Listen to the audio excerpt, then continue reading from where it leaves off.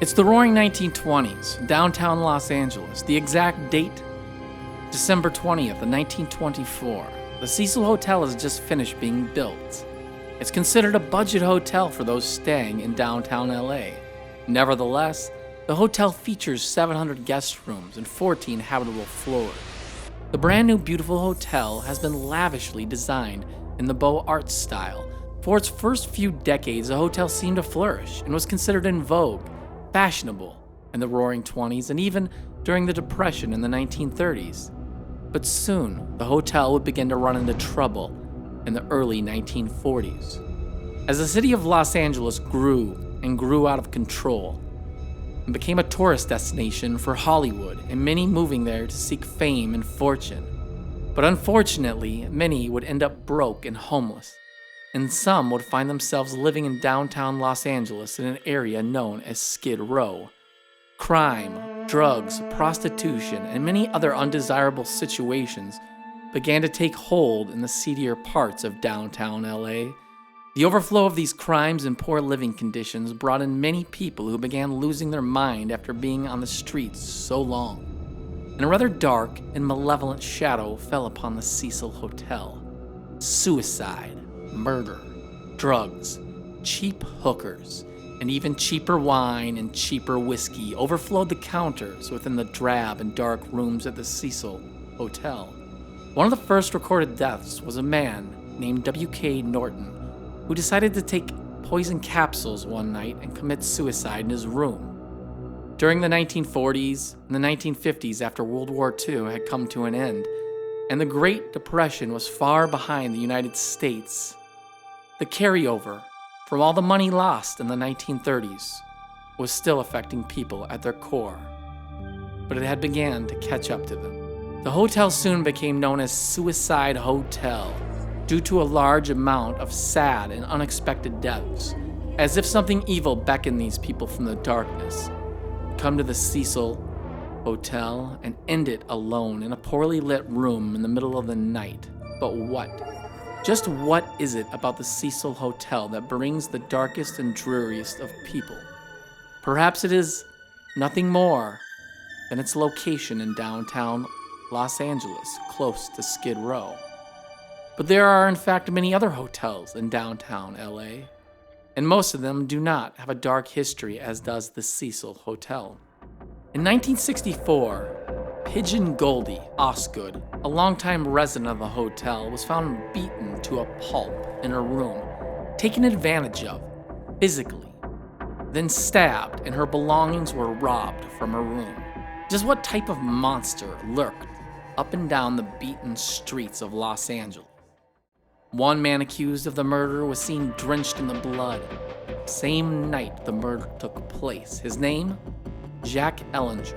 However, he was not charged and he was later freed and cleared, and her death remains a mystery to this day. But the mystery and tragedies do not end there. In the 1970s, the United States saw a massive uptick in crime nationwide. As factories began closing and moving out of the country, the auto industry being hit the hardest, but crime did not begin to peak until the early 1980s.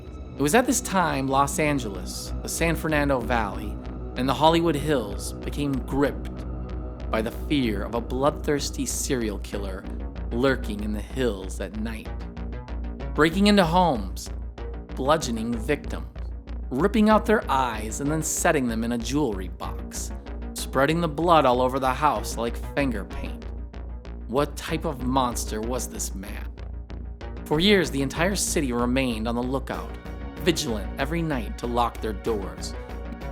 Meanwhile, the local news had given this relentless killer a name: the Night Stalker. Said to be a tall, thin, light-skinned Latino man with rotten teeth and deep-set eyes filled with darkness that could stare right through you. The Night Stalker in question, Richard Ramirez, and his favorite place to stay and hang out in was in fact the Cecil Hotel. As the city and police panicked, the bodies began piling up faster than pancakes at a Waffle House. At least 13 dead bodies were found. ripped to shreds by this bloodthirsty maniac. Who could have guessed the entire time he was sleeping, peacefully plotting out his next murder at the Cecil Hotel? Eventually, the Night Stalker, Richard Ramirez, was caught and brought to justice. But just when you thought the hotel could not have a creepier story than that of a serial killer living there, the drama continued. In 1991, an Austrian serial killer named Jack Unterweger began sleeping at the Cecil Hotel. Some believe he was in fact inspired by Richard Ramirez and was trying to become a copycat killer. In 2013, after almost a century had gone by, the hotel changed its name temporarily to Stay on Main to avoid its dark reputation. It was in this year of 2013 another rather bizarre mystery death if you will, would occur, except this time it was not a serial killer or an obvious murder or suicide.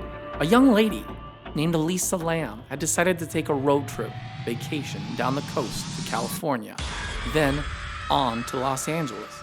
Elisa Lamb was only 21 years old and did not have a lot of life experience behind her.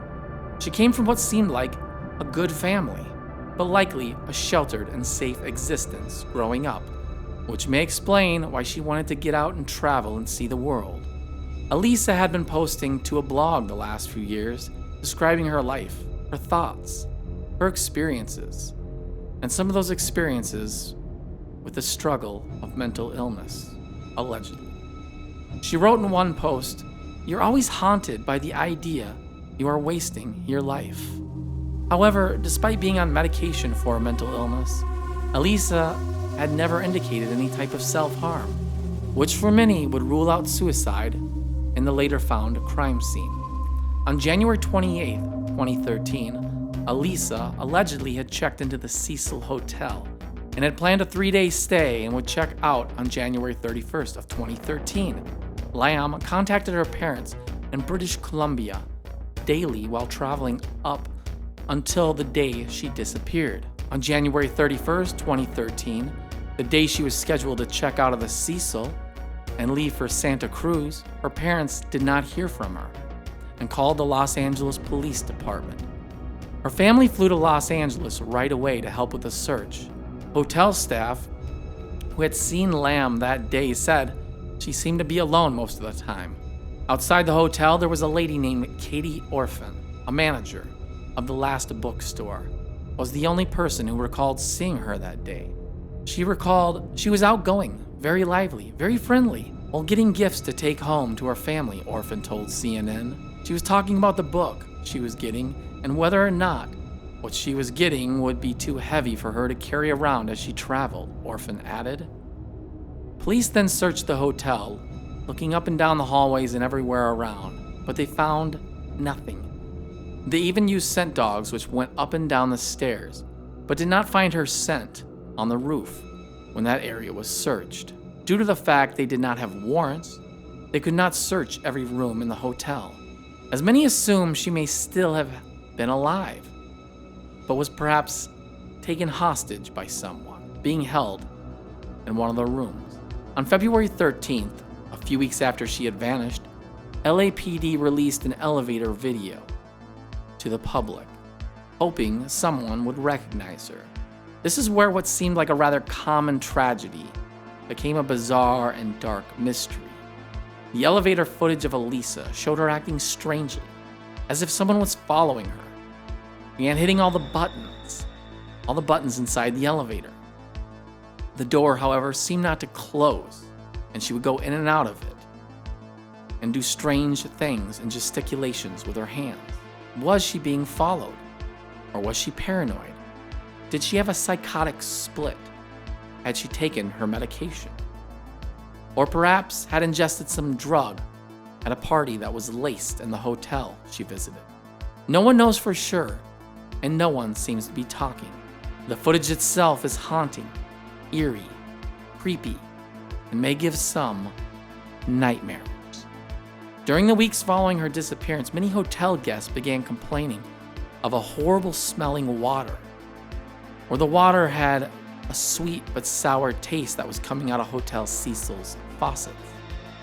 But when they turned on the faucet, the water was dark brown at first, but then would slowly clear up.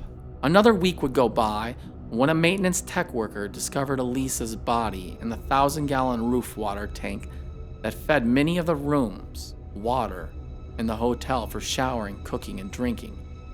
When he looked into the dark tank, he saw Elisa floating face up, nude in the water. Allegedly, the worker had also found many of her belongings within the water tank. Her clothing, her room keys, the same clothes she was wearing the day of the elevator footage, the very last day she was seen. Which creates another mystery. If the police had already checked the roof, why hadn't they found anything? Why hadn't they found a scent?